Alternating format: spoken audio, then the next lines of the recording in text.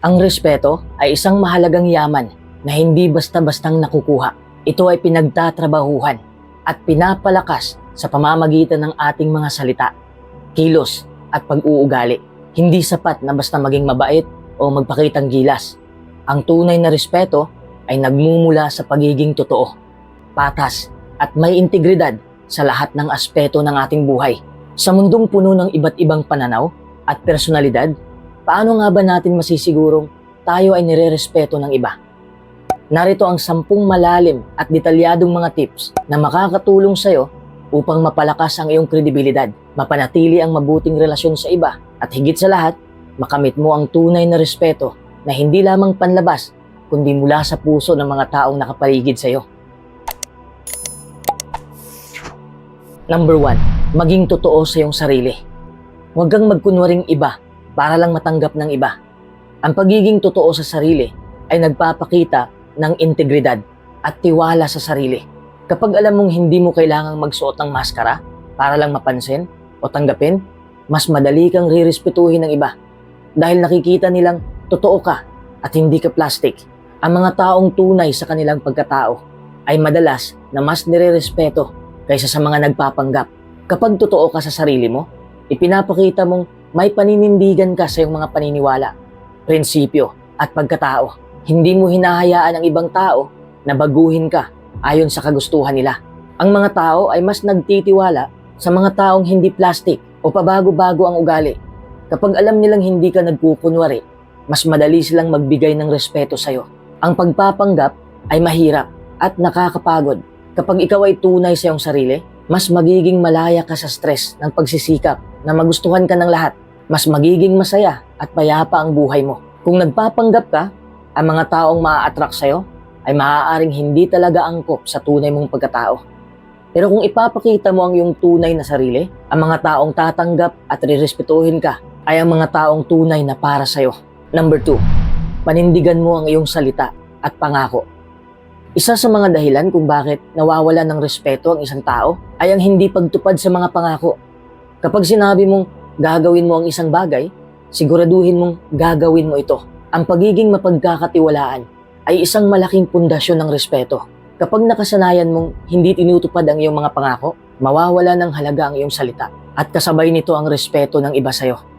Kapag tinutupad mo ang iyong pangako, ipinapakita mong ikaw ay may integridad at may paninindigan sa iyong mga sinasabi. Hindi ka pa bago-bago at hindi ka nagbibitiw ng salita ng walang saysay. Ang mga tao ay nagtitiwala sa mga taong mapagkakatiwalaan. Kapag alam nilang kaya nilang umasa sa iyo, mas nagiging matibay ang iyong relasyon sa kanila. Maging sa personal o professional na buhay, ang pagsunod sa iyong salita ay nangangailangan ng disiplina. Ipinapakita nito na seryoso ka sa iyong mga gawain at hindi ka madaling matinag ng mga hadlang. Kapag palagi kang napapako sa pangako, mabilis kang mawawala ng kredibilidad. Ang mga tao ay magdadalawang isip na makipag-ugnayan o umasa sa iyo at maaaring makita ka bilang hindi seryoso o walang isang salita. Kaya maging maingat sa pagbibigay ng pangako. Huwag basta-basta magsasabi ng isang bagay kung hindi ka sigurado kung kaya mo itong gawin.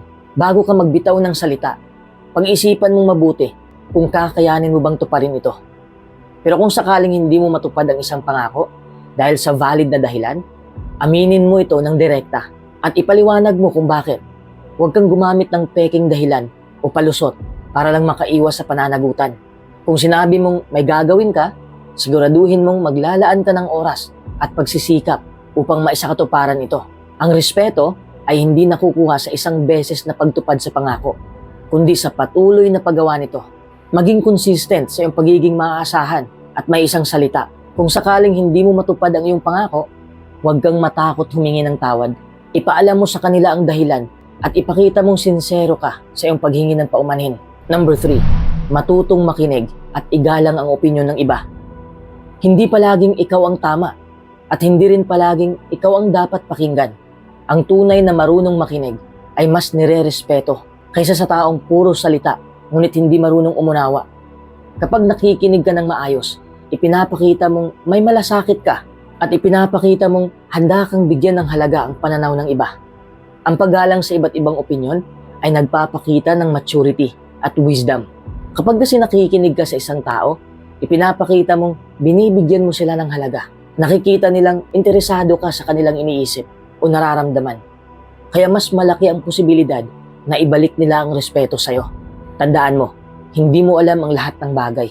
Kaya ang pakikinig sa pananaw ng iba ay isang paraan upang matuto. Minsan, maaaring may mas magandang ideya o perspektibo ang iba na hindi mo pa naiisip. 'Di ba? Ang mga taong marunong makinig ay mas madaling lapitan at kausapin. Kung nais mong magkaroon ng matibay na relasyon sa pamilya, kaibigan o katrabaho, kailangang matuto kang makinig ng may respeto. Ang mga taong nire-respeto ay hindi sarado ang isip. Hindi sila nagmamatigas sa sariling paniniwala nang hindi man lang isinasaalang-alang ang pananaw ng iba. Maraming alitan ang nag-uugat sa hindi pakikinig sa isa't isa. Kapag hindi mo hinayaang magsalita ang iba, maaari silang makaramdam ng inis o pagkabastos. Ang simpleng pakikinig ay maaaring maiwasan ang hindi pagkakaunawaan at mas malalim na hidwaan. Huwag mong putulin ang pagsasalita ng iba. Hayaan mong matapos ang sinasabi ng iba bago ka sumagot. Huwag mong ipilit na ikaw agad ang magsalita o itigil ang kanilang opinyon. Hindi mo kailangang laging sumang-ayon, pero hindi rin kailangang makipagtalo palagi. Pwede mong ipahayag ang iyong opinyon nang hindi binabastos ang pananaw ng iba. Maging open-minded. Huwag agad humusga o magsara ng isip sa mga ideya na iba sa'yo. Subukan mong intindihin kung bakit ganun ang pananaw ng isang tao at anong maaaring matutunan mula rito. Kung hindi ka sang-ayon, ipahayag mo ito ng may respeto. Huwag kang magtaas ng boses. Huwag kang magbiro ng nakakasakit. At huwag mong maliitin ang kanilang paniniwala. Tandaan mo, ang isang opinyon ay hindi laging sumasalamin sa buong pagkatao ng isang tao. Huwag mong husgahan ang isang tao ng buo base lamang sa isang paniniwala na hindi mo gusto. Number 4, maging responsable sa iyong gawain at desisyon. Ang mga taong may pananagutan sa kanilang mga aksyon ay mas madaling nire-respeto. Kapag nagkamali ka, huwag kang matakot umamin at huwag kang matakot na tanggapin ang iyong pagkakamali. Huwag mong isisi sa iba o huwag kang humanap ng palusot. Ang pag-ako sa sariling pagkakamali ay isang tanda ng katatagan at pagiging tunay na leader. Number 5, huwag kang manira o manlait ng iba. Ang paninira at panlalait ay hindi kailanman naging tanda ng isang taong kagalang-galang. Sa halip, ito ay nagpapakita ng mababang pag-uugali at kawalan ng respeto. Hindi lamang sa iba, kundi maging sa sarili. Ang taong marunong gumalang sa kapwa at hindi nagsasalita ng masama laban sa iba ay mas nire-respeto at hinahangaan. Kapag madalas kang manira o manlait, hindi nito sinisira ang reputasyon ng taong pinag-uusapan mo. Mas nasisira nito ang sarili mong kredibilidad. Ang mga taong nakakarinig ng paninira mo ay mag-iisip na maaaring gawin mo rin ito sa kanila sa ibang pagkakataon. Ang panlalait at paninira ay parang boomerang. Anumang masasamang salita ang bitawan mo ay maaaring bumalik sa'yo sa ibang paraan. Kapag nakasanayan mong siraan ng iba, maaaring dumating ang panahon na ikaw naman ang sirain o mawalan ng respeto mula sa iba. Ang mga taong may mataas na antas ng maturity at integridad ay hindi kailangang ibaba ang iba upang mapansin o maiangat ang kanilang sarili. Sa halip, pinapakita nilang kaya nilang maging maayos at kagalang-galang nang hindi naninira ng iba. Kaya bago ka magsalita, pag-isipan mo muna. Tanungin mo ngayong sarili, makakatulong ba ang sasabihin ko? May mabuting maidudulot ba ito? Kung wala, mas mabuting manahimik ka na lang. Siguro nanglalait ka dahil insecure ka. Kung naiinggit o naiinis ka sa isang tao, subukan mong alamin kung bakit ganun ang nararamdaman mo at pagtuunan mo ng pansin ang iyong sariling pagpapabuti sa halip na ibagsak ang iba. Isipin mo nga, kung ikaw ang nasa posisyon ng taong sinisiraan, ano ang mararamdaman mo kung ikaw ang nilalait o pinupulaan? Ang pagiging mabait at may malasakit sa iba ay mas nagbibigay ng respeto kaysa sa pagiging mapanira. Sa halip na manira o manlait, bakit hindi mo subukang purihin ang isang tao sa kung anong maganda sa kanila? Ang pagiging positibo ay mas nagbibigay ng magandang impresyon kaysa sa pagiging negatibo.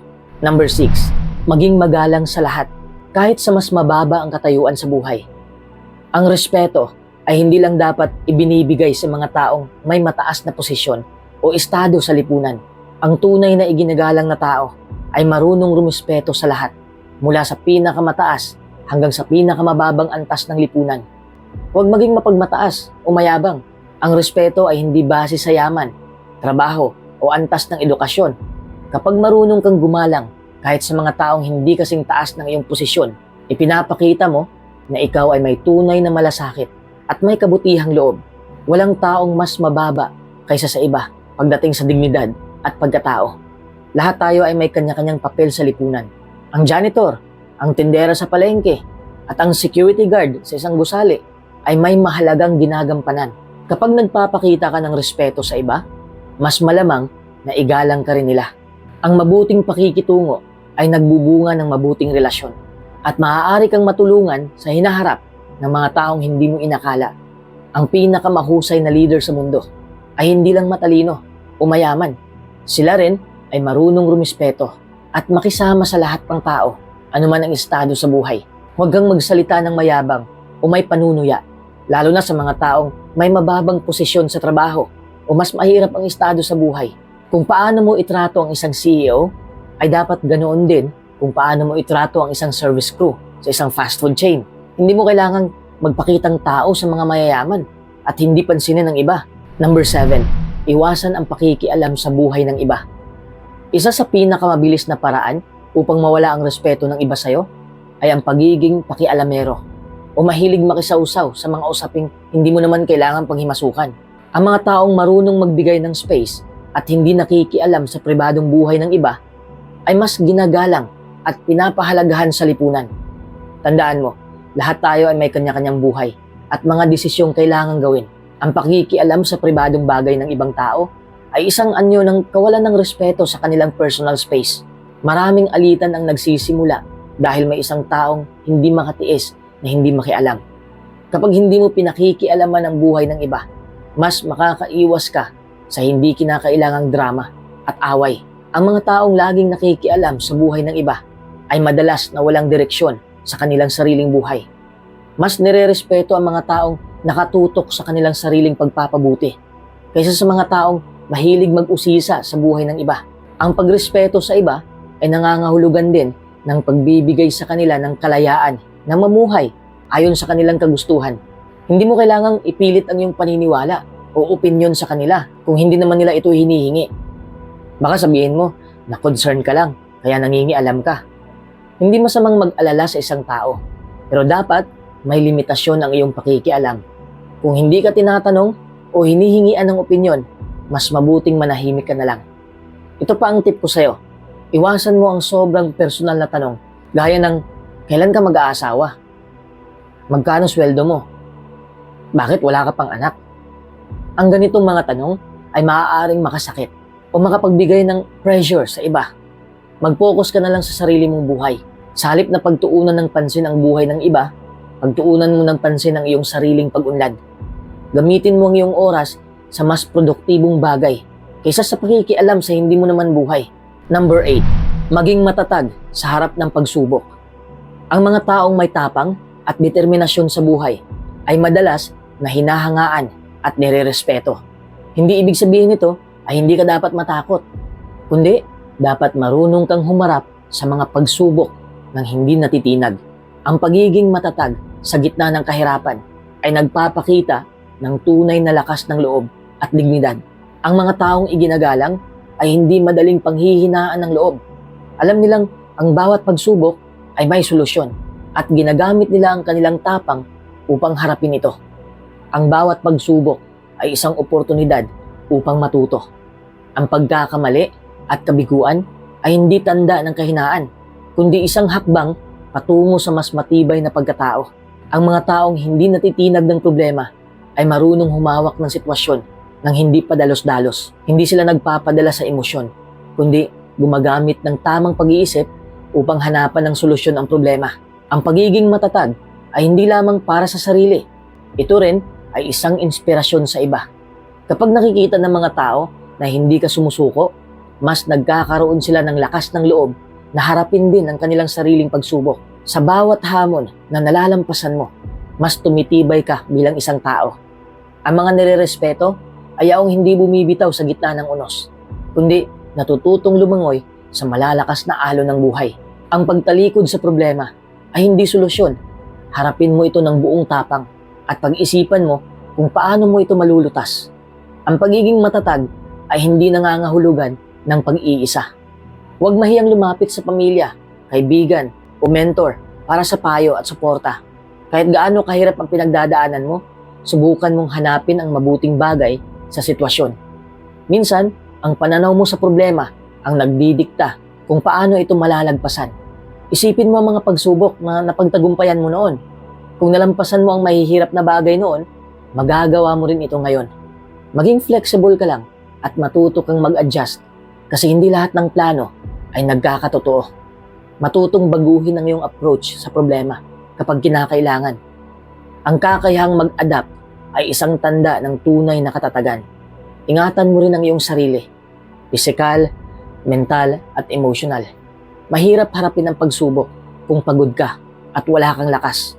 Siguraduhin mong inaalagaan mo rin ang iyong sarili sa pamamagitan ng sapat na pahinga, tamang pagkain at pag-alaga sa iyong mental health. Number 9, matutong magbigay at huwag maging makasarili. Ang pagbibigay ng walang hinihintay na kapalit ay nagpapakita ng busilak na puso. Ang mga taong matulungin, mapagbigay at may malasakit sa iba ay natural na nire-respeto. Hindi ito nangangahulugan na dapat mong ibigay lahat ng meron ka, kundi dapat mong ipakita na hindi ka makasarili at handa kang tumulong kung kinakailangan. Number 10, maging consistent sa ugali mo at sa prinsipyo mo. Ang mga taong pabago-bago ang ugali ay mahirap respetuhin. Kung gusto mong respetuhin ka ng iba, dapat mong ipakita na ikaw ay may matibay na prinsipyo at hindi basta-basta nagpapadala sa sitwasyon o opinyon ng iba. Ang consistency sa pagkatao mo ay nagbibigay ng tiwala at respeto mula sa iba dahil alam nilang hindi ka plastic o pabago-bago. Ang respeto ay hindi hinihingi. Ito ay kusang ibinibigay sa mga taong karapat-dapat dito. Kapag ipinamuhay mo ang 10 prinsipyong ito, makikita mo kung paano magbabago ang pagtrato sa iyo ng iba.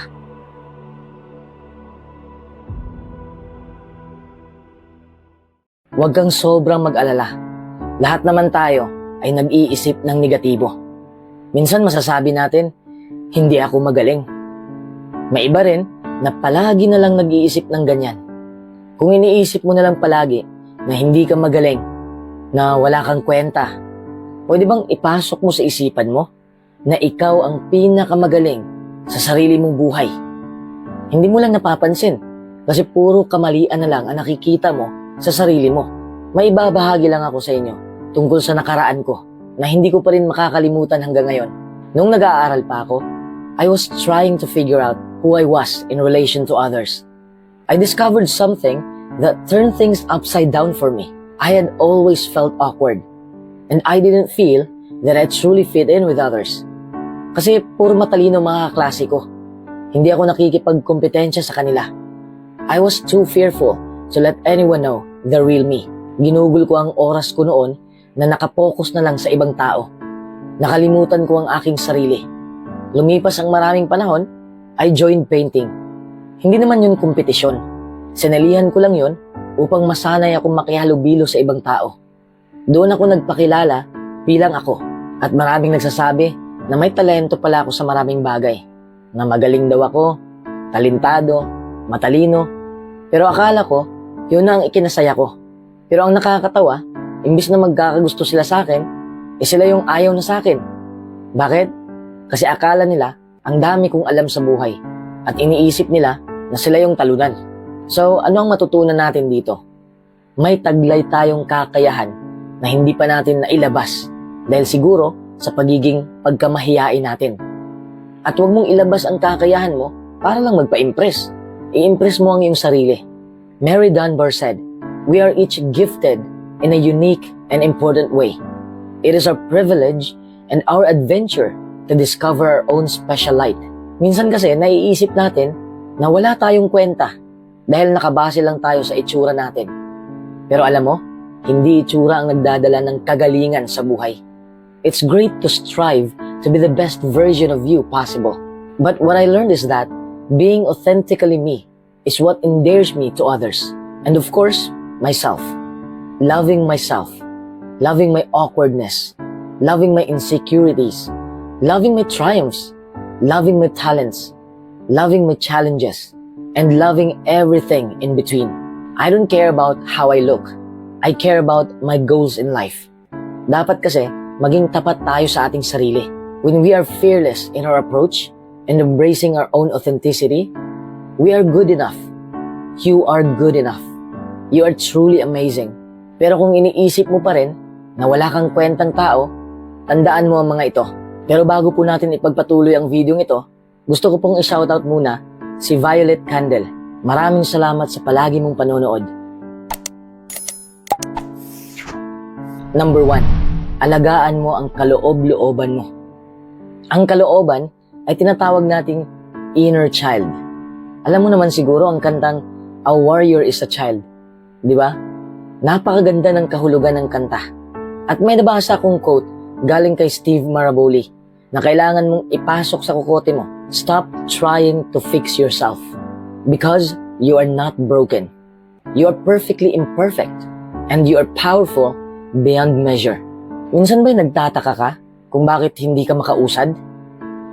Nagtataka ka ba kung bakit napaka-harsh mo na sa iyong sarili? Naitatanong mo na ba kung bakit ang dali mong ma-depress?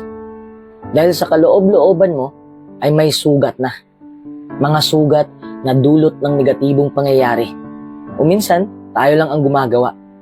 Para lang makakaiwas sa masasakit na pangyayari, binaliwala natin ang kalooban natin.